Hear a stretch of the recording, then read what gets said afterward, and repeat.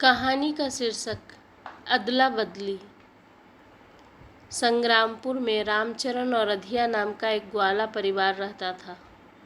उसके परिवार में उसके 2 बच्चे और उसके पिता शामिल थे। नियम के अनुसार रधिया घर का सारा काम करती थी और रामचरण बाहर का। एक दिन रामचरण दूध बेचकर जब घर लौटा तो रधिया आराम कर रही थी। रामचरण 2 बार आवाज़ लगाया, मैं आ गया हूँ, मैं आ गया हूँ, पर रधिया नींद में थी, वो नहीं सुनी। इस पर रामचरण नाराज हो गया और रधिया पर चिल्लाने लगा। रामचरण चिल्लाते हुए बोल रहा था कि मैं इतनी दूर से इतने चिलचिलाते धूप में दूध दही बेच कर आया हूँ और तुमसे यह भी नहीं हुआ कि एक गिलास पानी पूछ लूँ। तुम्हें आराम फरमाने से फुर्सत मिले तब ना। रधिया को ये सुनकर गुस्सा आ गया। उसने भी कहा, मैं क्या घर में दिन भर बैठी रहती हूँ? गाय को चारा देती हूँ, घर का सारा काम करती हूँ, बच्चों और बाबूजी का देखभाल करती हूँ। मैं थक गई और मेरा आँख लग गया। तुम अगर एक गिलास पानी लेकर पी लेते तो कौन सा पहाड़ टूट पड़ता। ये सुनते ही रामचरण का गुस्सा 7वें आसमान पर चला गया और बोला, आराम करो तुम दिन भर घर में, और बाहर से थक कर आऊँ मैं, और तो और पानी भी मैं खुद ही लेकर पीऊँ। रधिया बार बार आराम शब्द सुनकर तुनक गई और लगी बड़बड़ाने। उसके बाबूजी ये सब देख सुन रहे थे।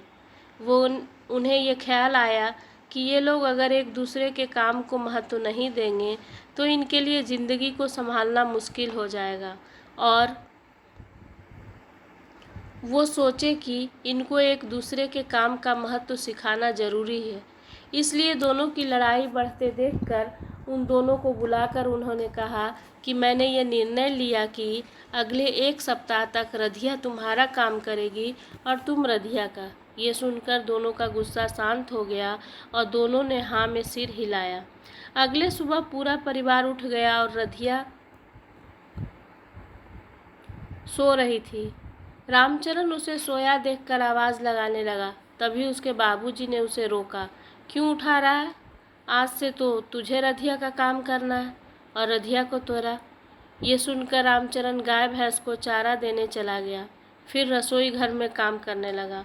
उसे रोटी बनाने में बहुत तकलीफ़ हो रही थी, लेकिन फिर भी अपनी जिद के वजह से उसने रधिया को रोटी बनाने नहीं बोला। इधर रधिया को भी गाय भैंस का दूध निकालने में मुश्किल हो रहा था, लेकिन रधिया भी अपनी गुस्से के कारण रामचरण से दूध निकालने नहीं बोली।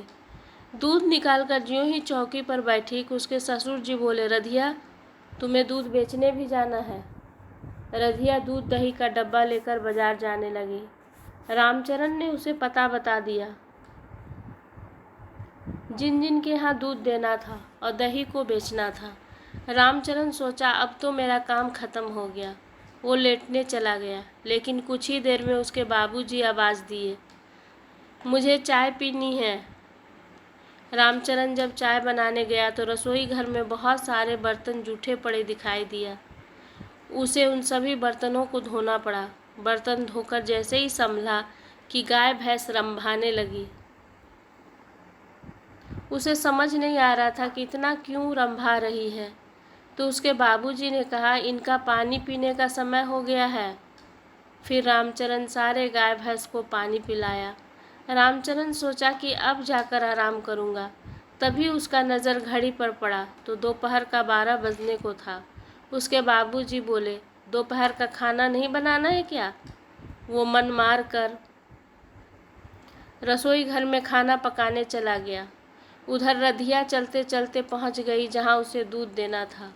उसका चलना बहुत दिनों से छूट गया था, इसलिए उसका पैर में दर्द होने लगा। ऊपर से चिलचिलाती धूप। रधिया थक कर चूर हो गई थी। सभी को दूध पहुंचाई और बाकी बचा दही जिसे बेचना था। चलते चलते वो सोच रही थी कि इस चिलचिलाती धूप में रामचरण रोज दिन आता है दूध दही बेचने, मुझे उसका ध्यान रखना चाहिए था। रधिया को दूध दही बेचने की आदत नहीं थी, इसलिए उसे दही लो चिल्लाने में शर्म आ रहा था और उसका आवाज़ भी धीमे धीमे निकल रहा था। वो हर घर का दरवाज़ा खटखटा के पूछ रही थी, दही लेना है, दही लेना है। इस तरह से दूध दही बेचने में उसे काफ़ी समय लग गया। दोपहर का 2 बज गया था। उधर रामचरण को भी खाना पकाने में परेशानी महसूस हो रहा था और वो सोच रहा था कि रधिया कितना काम करती है। मुझे ऐसा नहीं बोलना चाहिए था कि दिन भर तुम घर में आराम करते रहती हो। और वो किसी तरह मुश्किल से खाना बनाकर तैयार किया। तब तक बच्चे विद्यालय से आ गए, पर रधिया अभी तक घर नहीं पहुंची थी। रामचरण को रधिया का चिंता भी हो रहा था कि कहीं रास्ता तो नहीं भूल गई। इतनी तेज धूप है, कहीं गिर तो नहीं गई। रधिया भी रामचरण का चिंता कर रही थी कि उसने खाना कैसे बनाया होगा। कहीं सब्जी काटने में अपना उंगली तो नहीं काट लिया, कहीं रोटी पकाने में अपना हाथ तो नहीं जला लिया, बच्चों को खाना खिलाया कि नहीं। ये सोचते सोचते रधिया चली आ रही थी। सामने से रधिया को आते देखकर रामचरण संतुष्ट हो गया। रधिया हाथ मुंह धोकर खाना परोसने जाने लगी तो उसके ससुर जी ने उसे रोक दिया। नहीं, तुम खाना नहीं परोसोगी।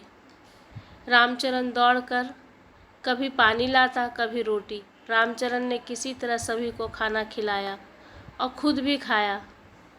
अब रामचरण सोचा कि थोड़ी देर आराम कर लूं, लेकिन गाय के लिए घास काटने का समय हो गया था। फिर भी रामचरण ये सोचकर कि 10 मिनट लेट लेता हूँ, वो बिस्तर पर जाकर लेट गया। थक के इतना चूर हो गया था कि लेटते ही उसका आँख लग गया। लेकिन आधा 1 घंटा होते होते गाय भैंस फिर से रंभाना शुरू कर दी। रधिया को फसल में कीटनाशक डालने के लिए खेत जाना था, परंतु उसका मन बिल्कुल भी चलने को नहीं कर रहा था। परंतु उसके ससुर जी ने कहा, रधिया खेत पर जाना होगा, वरना फसल में कीट लग जाएगा। रधिया को आखिरकार जाना पड़ा। रामचरण भी मन मार कर उठ के गाय के लिए घास काटने लगा। घास काटते काटते सोच रहा था, रधिया कैसे इतना घास काटती है। उधर रधिया भी फसल में कीटनाशक छिड़कते छिड़कते थक गई थी। शाम को जब दूध निकालने का समय हुआ, रधिया पहले बछड़े को पकड़कर खड़ी रहती थी और गाय को प्यार से सहलाते रहती थी, जिस कारण रामचरण आसानी से दूध निकाल लेता था। पर आज तो रामचरण बछिया को लेकर चुपचाप खड़ा था। रधिया दूध निकालने बैठी तो गाय कभी पैर मारती तो कभी पूँछ मारती, परंतु किसी तरह उसने दूध निकाल लिया। अब रधिया अपना काम खत्म कर चुकी थी। वो आराम से अपने बच्चों के साथ बैठकर गप्पे मार रही थी। दूसरी ओर रामचरण रसोई में लगा था। पहले चाय नाश्ता बना कर लाया, फिर खाना बनाने गया। अब रधिया सोची कि उसका कुछ मदद कर दें, लेकिन बाबूजी कड़े शब्दों में बोले, नहीं, 1 सप्ताह तक तुम दोनों को ये करना होगा। रामचरण का रोटी सेकते समय हाथ जल गया। रोज़ दिन खाना रात को 8 बजे बन जाता था, वो आज रात 10 बजे तक बना। आखिरकार रामचरण खाना लेकर आया, पर खाने में कोई स्वाद नहीं था। खाना रामचरण को भी अच्छा नहीं लग रहा था, लेकिन सभी ने चुपचाप खा लिया। बच्चे सोने चले गए। रधिया और रामचरण सोच रहे थे, अभी तो 1 दिन ही निकला है, 6 दिन और काटना है। और दोनों एक साथ बाबूजी के पास आकर बोला, हमें माफ़ कर दीजिए बाबूजी। उसके बाबूजी बोले कि माफ़ी मुझसे नहीं, दोनों एक दूसरे से मांगो। रामचरण अपनी गलती को मानते हुए बोला, रधिया तुम्हारा काम भी बहुत महत्वपूर्ण है और तुम भी उतनी ही मेहनत करती हो जितना कि मैं। ये सुनकर रधिया बोली, नहीं रामचरण, तुम्हारा काम भी बहुत मेहनत वाला है। उसके पिताजी बोले कि तुम दोनों मेहनत करते हो, इसीलिए घर सुचारू रूप से चलता है और हम लोग खुशी खुशी रहते हैं। दोनों एक दूसरे से वादा किया कि काम के लिए कभी आपस में लड़ाई नहीं करेंगे। धन्यवाद दोस्तों। अगर आपको मेरी कहानी पसंद आए तो कृपया लाइक करें और सब्सक्राइब करें।